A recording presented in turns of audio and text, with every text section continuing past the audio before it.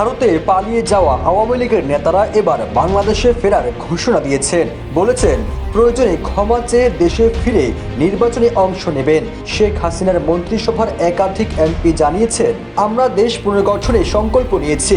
ভারতে পালিয়ে থাকা আওয়ামী লীগের একাধিক নেতার সাথে কথা বলে এমনই একটি প্রতিবেদন প্রকাশ করেছে ইন্ডিয়ান এক্সপ্রেস। এমন প্রেক্ষাপটে বিভিন্ন মহলে প্রশ্ন উঠেছে, তাহলে কি দেশে ফিরছে শেখ হাসিনার পালিয়ে যাওয়া মন্ত্রী এমপিরা, কিংবা দেশের ভেতরে আন্দোলন বা বিশৃঙ্খলার পেছনে তাদের কোনো হাত রয়েছে কিনা? তবে এমন বিশ্লেষণে বেরিয়ে এসেছে ভয়াবহ তথ্য।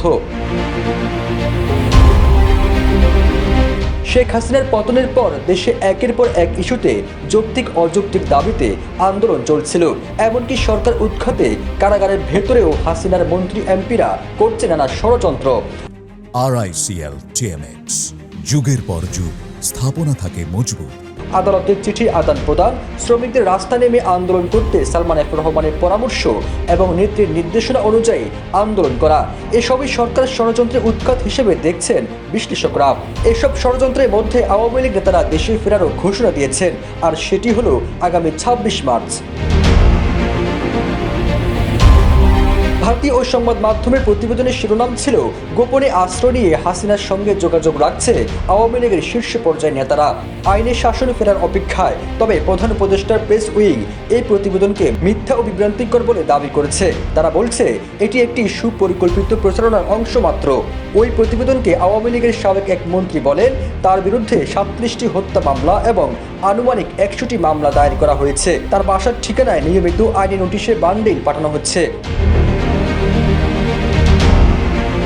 ইন্ডিয়ান এক্সপ্রেসকে সাবেক মুক্তিযুদ্ধ বিষয়ক মন্ত্রী আকবা মোজাম্মেল হক জানান, দলটির হাজার হাজার কর্মী উচ্ছেদের শিকার। তারা খাবার কিনতে এক জায়গা থেকে আরেক জায়গায় ছুটছেন। তবে তৃণমূল পর্যায়ে কর্মীদের মনোবল শক্ত রয়েছে বলেও দাবি করেন তিনি। একই সাথে আগামী ২৬শে মার্চ স্বাধীনতা দিবসে বাংলাদেশে ফিরে যাওয়া উচিত বলেও মনে করেন হাসিনার সাবেক এই মন্ত্রী। গেল বছরে ৫ আগস্ট ছাত্র জনতার গণ অভ্যুত্থানের মুখে দেশ থেকে পালিয়ে ভারতে আশ্রয় নেন গণহত্যায় অভিযুক্ত শেখ হাসিনা। এরপর থেকে তিনি ভারতেই অবস্থান করছেন। তবে হাসিনা ভারতে পালিয়ে গেলেও আওয়ামী লীগের শীর্ষ পর্যায়ের নেতারা কেউ কারাগারে, কেউ আবার দেশের বাহিরে, আবার কেউ রয়েছেন দেশের ভেতরে আত্মগোপনে। ফিরোজ আলম, জয় জয়।